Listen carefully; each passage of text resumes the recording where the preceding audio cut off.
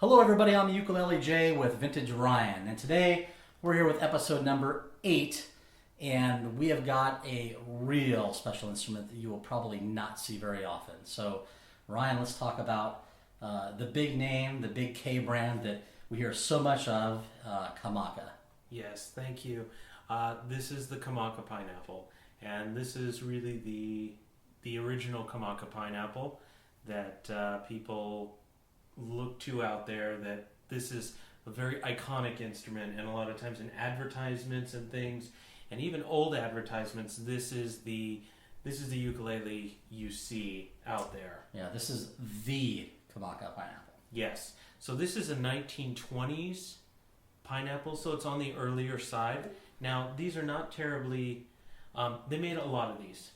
I don't know what the numbers were, but they made a lot, and they do pop up from time to time, but also a lot of them, I believe, really didn't survive that well, because these were made mostly as tourist instruments. So these weren't made as real high-end, finely made instruments, and, as we were talking... there's lots of bumps and hiccups that you can see were there when it was made. Well, I know we've seen a lot of Kamakas coming across different areas of eBay, Craigslist, and a lot of them have the cracking, which is seems to be pretty prevalent in a lot of the vintage Kamakas. And again, as we talked about in episode number 7, just because you see something that has a crack in it or is damaged doesn't mean that it's a great player, and you're going to see an example of that with this episode on the Kamaka. But I just wanted to throw that in there and then let you take it away as far as what we have. Yeah, this has had some repairs, and I had to have a repair done to it. Had a pretty good crack right on the soundboard, and I had it repaired. And when I got it, we were talking about this a few minutes ago, it was really interesting because it was had no tuners in the headstock, and the bridge was gone. And when I met the gentleman who was selling it, he handed it to me, and I was a little disappointed, and I said, "Oh, boy, the bridge isn't there." And he was sitting in his car, and he said, "Oh, is this little piece of wood, is that what you're looking for?" I went, "Oh, yes." So this little tiny bridge, this little piece of wood, he had no idea what it was or what it was for, but he handed me the original bridge, which then was put back on with hot hide glue and done beautifully. So this is a style 4, which is one of the higher ends. Sometimes you see these with a big pineapple decal right here, which is really cool. Mine never had that. And another interesting thing about this ukulele is this is not koa wood.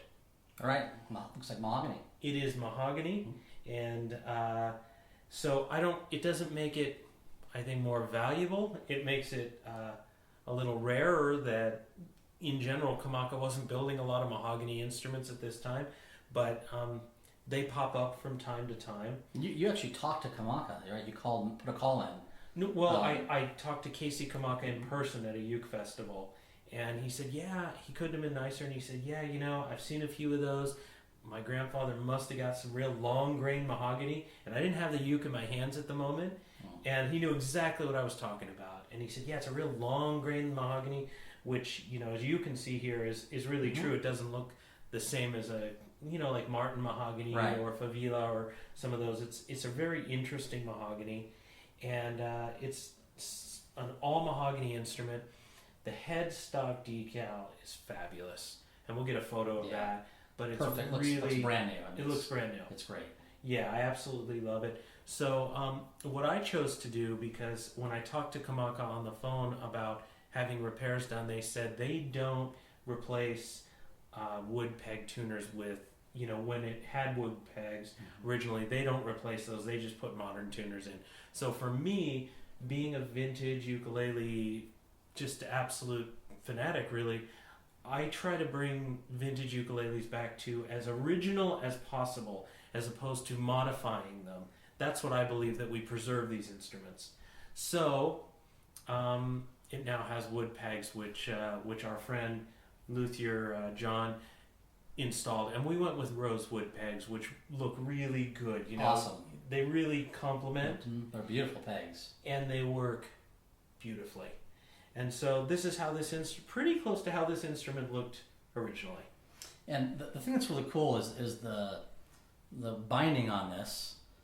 We were looking at it. It's almost as if there's a wood binding that was laid around, and then they cut out small segments in that binding and inlaid in wood to give it that kind of rope effect, which is really interesting. I mean, it's definitely multiple pieces of wood in there. Oh yeah, there's a lot of wood, and I love that it goes up the sides of the fretboard.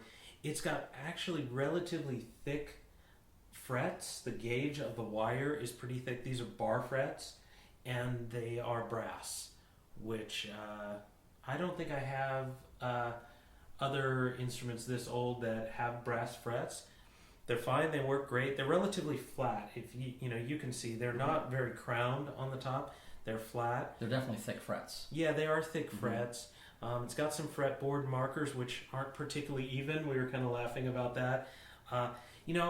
This wasn't a precision instrument.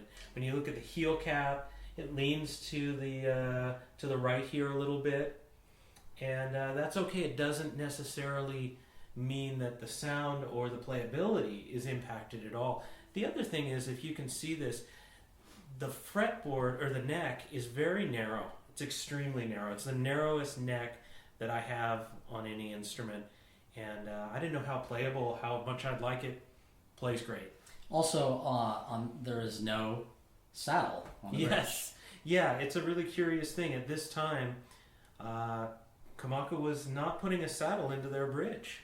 And so, we talk a lot on the internet about, this material for a saddle, that material. And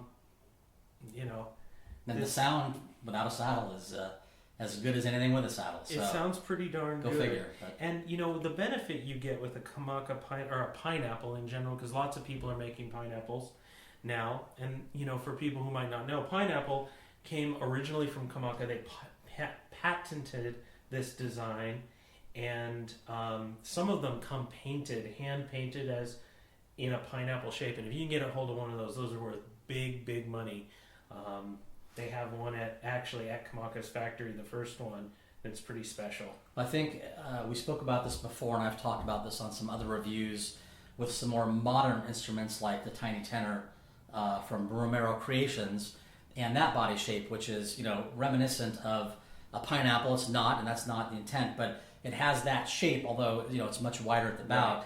But a couple people are doing this, and it's just very clear that when you have that much volume and a sound hole at the top, and taking that sound and pushing out of that sound hole, you just really get an incredible sound that you don't get with a traditional ukulele. That's exactly right, and it's a deeper, maybe a fuller sound, and with mahogany especially. I mean, if this was a different wood, who knows? But mahogany tends to be a richer, deeper type of instrument. But it does, and this one has this smaller diameter sound hole, which is kind of interesting.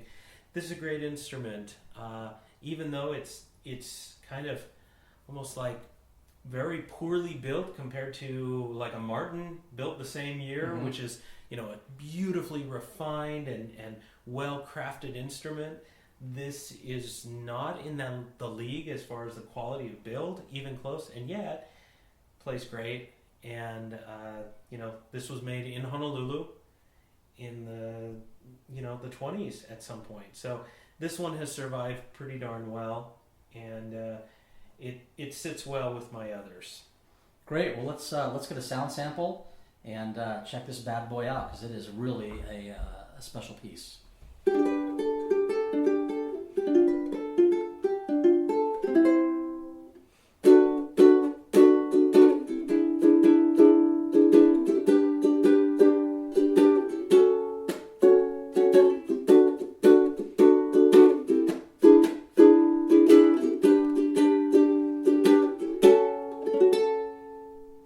Wow, you're really jamming on that one. So hey, thanks a lot for watching, and stay tuned for more of Uke'n Talk Vintage, and we appreciate you watching. Thanks a lot.